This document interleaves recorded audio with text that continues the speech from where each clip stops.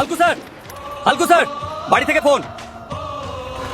Hello, ওগো শুনছো? জলদি বাড়ি এসো, রিঙ্কি আগুনে পুড়ে গেছে। ডাক্তার বলেছে অপারেশন করতে হবে। স্যার, আমার মেয়ে জীবন মৃত্যুর সাথে লড়াই করছে, আমার ইমার্জেন্সি ছুটি লাগবে। আচ্ছা ঠিক আছে হালকু, তোর জন্য 2 মাসের ছুটি। যা নিজের মেয়েকে সুস্থ করে ফিরে আসবি।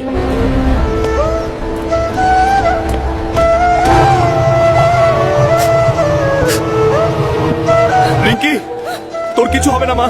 দেখ তোর বাবা এসে গেছে। চোখ খোল মা। চোখ খোল। হালকু স্যার, হালকু স্যার, স্যার সন্ত্রাসীরা 353 নম্বর চেকপোস্টে ঢুকে পড়েছে, আপনাকে এখনই যেতে হবে। সাদিয়া, আমায় যেতে হবে। কোথায় যাচ্ছ তুমি? তোমার মেয়ে মরতে বসেছে আর তুমি তাকে ছেড়ে চলে যাচ্ছ। হালকা, শত্রু অনেক বেশি, বর্ডার এখন তোমাকেই সামলাতে হবে। স্যার, আমি নিজের প্রাণ দিয়ে দেশের রক্ষা করব। ভারত মাতা কি জয়।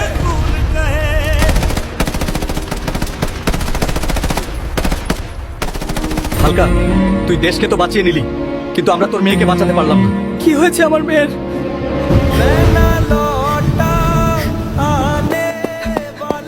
চোখ খোল রিঙ্কি, দেখ তোর বাবা চলে এসেছে। ওঠ মা।